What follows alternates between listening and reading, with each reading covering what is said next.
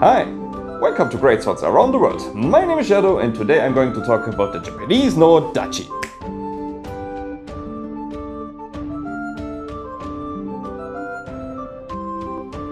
The Japanese Nodachi was the equivalent to the European Greatswords, whose earlier forms came into the Kamakura period and it evolved into its final form in the Sengoku era, which is pretty early because the European Greatswords, they all came to be in the late 15th to the 16th century. Let's talk about the name of a Nodachi. A tachi was the battlefield version of a katana, which was invented earlier and was longer, coming right into the longsword territory.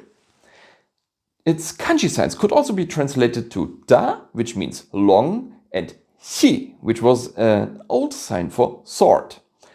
From there, the next step in sword evolution was a greatsword, which was either called the Nodachi, which means the field long sword, or the Odachi, which means big mighty long sword. But there is no clear definition to either of them. We tend to name and categorize swords more than they did back then, and the Nodachi is no exception. Nowadays, the word Odachi seems to mean a sword category, and a sword that has been named Nodachi falls into the category of Odachi. Other sources say that both are swords in varying lengths, but if you know more about it, please let me know in the comments below. Nodachis were the weapons of samurais, and their sizes could vary just as much as their European counterparts did. I will talk more about the latest version because it's their sizes that comes to mind when you talk about the Nodachi. Because over time, Nodachi could vary in its length of about 130 to 180 centimeters or 51.18 to 70.86 inches. With some famous exceptions I will talk about later. The average length, on the other hand, was about 150 to 160 centimeters, which is logical because even the European counterparts were as long as their wielders, and the height of a Japanese man at the time was about, 160 centimeters at average. The Nodachi would also weigh about 2.2 kilograms, but seldomly over 3 kilograms like their European counterparts, or if you will, 0.4 Sir Tinkers. Let's talk about the anatomy of a Nodachi. A Nodachi is built like your typical Nihonto, and as such it is built like a katana. That's why I'm going to use more katana pictures in the following segments, since they are more accessible for me. Let's talk about the hilt of a Nodachi, which was called a Tsuka. The Tsuka contained several parts, which I will bring in an understandable order, by first starting with the wooden handle. The handle was oval shaped and then wrapped around with either leather, shark or ray skin, which was called the same. The same would help to roughen up the surface of the handle for a better grip. It also looked very nice and would prevent the owner's hands from sliding off the grip. The same would be glued onto the handle and then wrapped around with a cord of silk or cotton. This handle cord was called Tsuka-Ito. Tsuka-Ito can be translated to handle cord and could be any color the owner would have wanted. Also, with its specific pattern, it added to the iconic look of a Nodachi. All Japanese swords could be drawn in the most basic ways possible in comics or manga, but they all have the specific pattern on the grip. That's how iconic it is. Also, the Tsuka-Ito adds some surface to the handle and prevents the hands from the owner from sliding off. It was then secured by the pommel. Not really a pommel, but a buttcap that was called a Kashira. The Kashira was a buttcap that would be slipped over the bottom of the handle that had a hole in it. The wrapping would go through this hole and then be fixated on the bottom part of the handle. The Kashira would be made of iron, brass or bronze and would be heavily decorated to match the overall look of the Nodachi.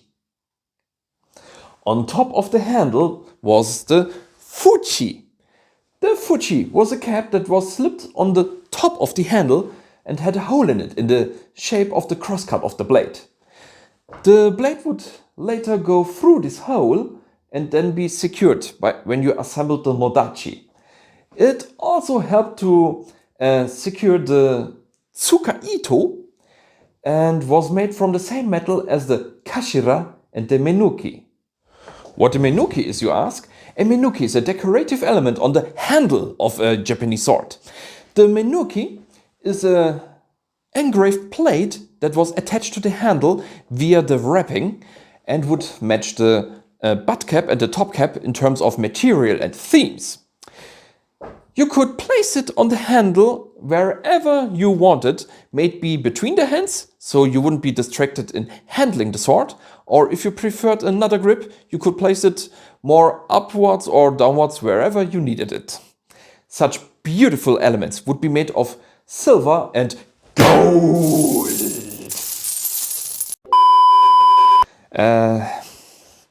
Sorry about that. I maybe love gold. Shiny gold.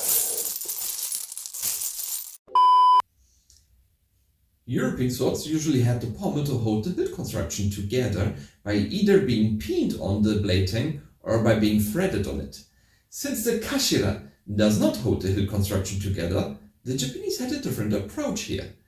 On the wooden handle were holes on the same height as the holes on the blade tang when it is inside the handle. To secure the blade inside the handle, wooden pegs made of bamboo would be hammered in, and their name was Mekugi. If you needed to disassemble the Nodachi for maintenance, for example, you simply hammered them out. Next part of the Nodachi is the Tsuba. The Tsuba protected your hands from sliding towards the blade, and it protected your hands from the enemy's blade when it slid downwards to your hands. The Tsuba was a disc guard with a fist-sized diameter and protected the gap between your fingers and the gauntlet. Most gauntlets had no metal on the inside of the hands, and the gap between the index finger and the thumb was very vulnerable for thrusts. That's where the Tsuba became handy. The Tsuba could be either very plain and simple or very heavily decorated and beautiful. Tsubas were in fact sometimes so heavily decorated that they were used to show off the wealth and the social status of its wearer. Japanese Tsubas are an art of their own and very worthy of a whole video, but since I am no expert, I leave it to you to make a video about it. The Tsuba lies between two metal plates whose names are Seppa. The Seppa are two inconspicuous metal plates that close the distance between the handle and the Tsuba, but also between the Tsuba and the Habaki. What a Habaki is, you ask? The Habaki is a part of the Nodachi that collars the blade right after the Tsuba. It secures the blade inside the scabbard and prevents it from sliding out. Some say the Habaki would absorb some shock when it comes to blade contact, but I am skeptical about that. So if you have more experience with a typical Nihonto, which had a Habaki or had no Habaki, please let me know in the comments below. The Habaki was a very simple item that would be mass-produced, but then again, if the owner was wealthy enough, it could also be very heavily ornamented and decorated. The whole hilt of a Nodachi could range from 35 to 70 centimeters, with the occasional exceptions, of course. While the hilt of a katana could take about 1/3 of the whole length, it is surprising, but the Nodachi's handle was proportionally shorter. Now we come to the most interesting part of every sword, the blade. The blade of a Nodachi was single-edged, had an outwards curve, and its length could go up from 90 to 150 centimeters. Back then, the Japanese considered a sword with a blade length of 3 shaku already as an odachi, which is not much, but at some point the blade length was at least 120 centimeters. The blade of an odachi has a blunt spine, one fuller on each side, and, well, no false edge at all. That means you could only cut with the long edge of the blade. Very characteristic for Japanese swords are the shape of the tip, the cross-section of the blade, and the hamon line. The hamon line is a residue from the hardening process, which shows the transition between the softer and the harder steel. The curve comes from differential hardening, which means that different parts of the blade were made of softer or harder steel than other parts. When the blade got quenched, both steel expanded differently, ending in a curve. Usually the spine and the core were made of softer steel than the edge to make it more flexible and to prevent it from breaking fast. Well, the hardest part of the blade was of course the edge, which was logical since hardened steel could be sharpened better and held the edge longer. There were several possibilities how to harden each part of the blade, which could really end up in complex compositions. The complexer a blade was built, the more pricier of course it got. Another part of the Nodachi, which I never mentioned earlier on any greatsword before, but is handed down for the Nodachi, is the scabbard. The scabbard was made of wood, lacquered on the outside, and the name was saya. The saya had a metal knob near the opening, which was called a kurikata, and it was there to secure the sageo. What the sageo is? The sageo was a cord around the scabbard, which was there to, well, secure the scabbard in the belt of its owner. When it comes to the Nodachi, the sageo was used to wear the scabbard on the back of the samurai. Well, obviously not to draw it from the back, but to carry it to the battlefield, take it off, and to deploy the Nodachi, of course. Still, there is a whole style called Enshin Ryu that teaches in various styles how to draw the Nodachi. One way was pulling the sword out halfways and then, by grabbing the blade, pulling it out fully.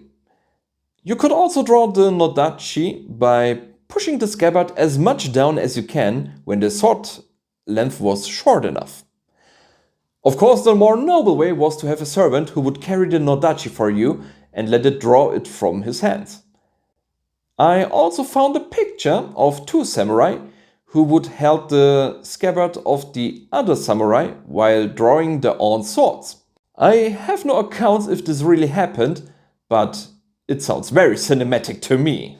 Now we know the anatomy of a Nodachi, but do we know how people fought with them? Well, it was mandatory to know basic fencing with a katana and a tachi, since they and the Nodachi were the same weapons, just with different dimensions. They followed the same principles in the movement, just adapted to the longer blade, the hands that were further apart on the hilt, and the space you had toward the ground. I, for myself, only found 2 drawings that suggest that there were written sources to teach how to fight with a Nodachi, but since I haven't found any more, this led me to my personal opinion, just my personal opinion, that there were either no written manuscripts for the Nodachi, or they were taught more orally and practically later, no more writing down the techniques.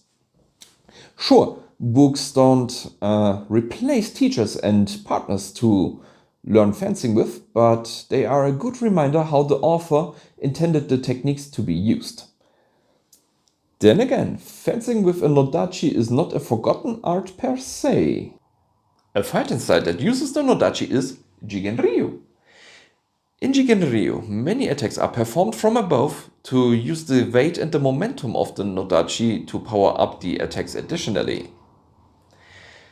The Nodachi has a reach advantage over other Japanese Nihontos and therefore a higher impact force when swung. The Nodachi also is more top heavy and leans more forward in your hands than a katana, for example. That makes it a good weapon for Jigen Ryu, because it is a fast, relentless and wild fighting style. The Nodachi could usually blow through an opponent's defense with ease when done right, and that's why the mechanics in Jigen Ryu are pretty simple. The mantra is, beat that opponent as long and often till he doesn't stand up anymore. I haven't tried it before, but the fighting style looks as intense as it leaves me incredulous. As unusual as it looks, it has a familiar pattern with the German technique that is called Treiben. In that, you push your enemy backwards by a barrage of strikes, and the enemy either has to back away or getting sliced up from the greatsword deer. It is difficult for me to find more sources on how to fight with a Nodachi, but if you have a better insight in that, please let me know in the comments below.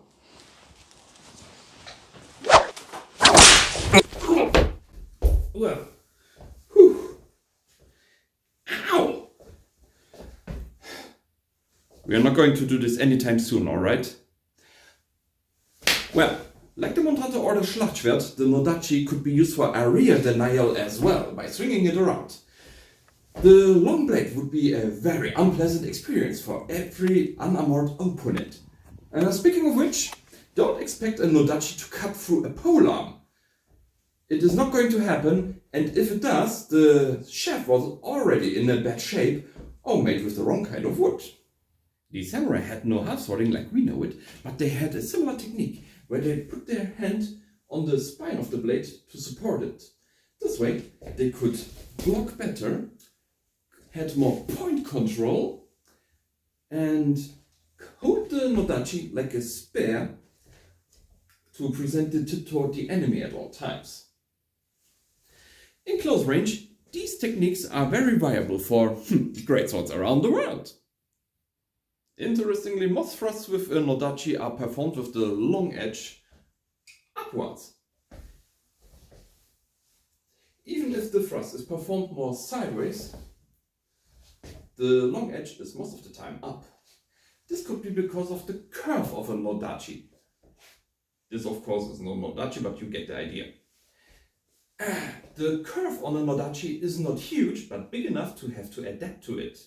And thrusting with the spine downwards holds a better structure than having to bend the wrist more forward. Also, you can recover from the thrust to other techniques better and don't stay open too long. The Nodachi was a battlefield weapon, which we have pictorial evidences of. It was not that common to see, but we still have some contemporary images and accounts in texts that mention the Nodachi. It was a symbol of strength and bravery, and as such wielded by the higher ranks. One of the most famous users of the Nodachi was Sasaki Kojiro. He was a duelist and used even the Nodachi in his duels, till his last duel where he lost to Japan's most famous sword fighter and author of the Book of the Five Rings, Miyamoto Musashi. Miyamoto Musashi was known for his innovative tactics and for fighting with two swords. He also wrote in his water scroll, "In wielding the long sword, there should be no slackness in the hand. The long sword should be taken up with a thought that it is something for killing opponents." This is true to many swords and could also be adapted for the Nodachi, since you need a firm grip and stability to use it. I said could because Miyamoto Musashi was not fond of Nodachis. In his wind scroll, he even sees schools who use longer swords as weak, since they rely on their reach advantage over refining their skills. And it is true that a reach advantage is very good in a fight, but If you don't know how to fight properly with a Nodachi, your opponent who is more skilled will beat you even if he has a shorter sword. Miyamoto Musashi's biggest complaint of a Nodachi was that if the sword becomes too long, it will become a burden for its wielder. I can see that too when it comes to maneuverability. A shorter and lighter sword will always be more agile than a greatsword, especially when the fight gets closer, tighter and higher in frequency. A sword that is too long limits its options severely in terms of slashing and thrusting, and it even tires you out more. Unfortunately, I haven't found much more information in the internet when it comes to Nodachi fencing. But if we look at Miyamoto Musashi's claims, they taught in the schools back then how to keep the measurement right. This means, like in any historical fencing, they taught the students how to keep distance to your opponent so he doesn't hit you. And when it comes to a Nodachi, you can keep your distance and still hit them very hard. Many accounts say that a Nodachi was used against cavalry by either injuring or killing the horse. I find it debatable since a Nodachi was shorter, more expensive and therefore not that common on the battlefield, like most polearms that would let the cavalry charge simply not happen or kill the horse on a safer distance. However, it was still possible to hack into the horse's legs and demount the samurai. Others say that the Nodachi was not used against the horse, but against the rider on the horse. But in order to achieve that, the rider either had to be hit in the flanks, or the horse had to be going very slow or be standing. Again, not that easy if the rider was wearing armor too. In the other way around, there are drawings showing a Nodachi being used on horseback. It surely helps to have a longer weapon to reach all the heads and throats of the infantry when you ride by. I read in a forum that using a Nodachi on horseback was easier than wielding a polearm, but I find that debatable too, since there are so many lances in so many forms in different countries. Then again, I would really love to test it out someday. To have a Nodachi on horseback would be really cool, I guess. I for myself found only one documented account where the Nodachi had been carried into battle. And it had been carried by Magara Naotaka in the Battle of Anegawa in 1570. It is also said that his sword was just as huge as the man himself, having 210 centimeters in height. Then again, the Atsuta shrine claims they have the original Nodachi of Naotaka, and this has 221 centimeters. As if this wasn't big enough, other sources claim that his sword had 229 to 237 centimeters. This is way too huge to be practical as a battlefield weapon, and I think they just exaggerated it since, well, it sounds cool, doesn't it? Since Nodachis were difficult to make, had strong symbolism, were imposing battlefield weapons and valuable items, most of them survive till today because they were gifted as ceremonial objects to shrines. To show off the skill of the blacksmith, these Nodachis would be longer and wider than the usual ones, which reminds me on the bearing swords of Europe, which would also be beefier and heavier than the usual battlefield swords, like this one here. Because these blacksmiths wanted to show off their skills, they made ludicrously big Nodachis, which can be seen till today. One of them would be the Odachi Norimitsu. It has 377 centimeters, weighs about 14.5 kilograms, which is 31.97 pounds, or 1.8 Sir Tinkers. It was crafted in the 15th century by Osafune Norimitsu and given to the Kibitsu shrine in Okayama. This sword was not made and reshaped from a sheet metal. It was forged with Tamahagane steel by the blacksmith. It is a very impractical weapon, but its structural integrity would allow it to be used as a regular sword if the wielder was just as huge as the sword. It is known as the biggest sword of Japan, but that's not necessarily true. There is even a bigger and beefier contester. The other one would be the Haja-No-Ontachi, and that is in the Hanaoka Hachiman shrine. It has 465 centimeters and weighs 74 kilograms. That's like 9.25 Sir Tinkers.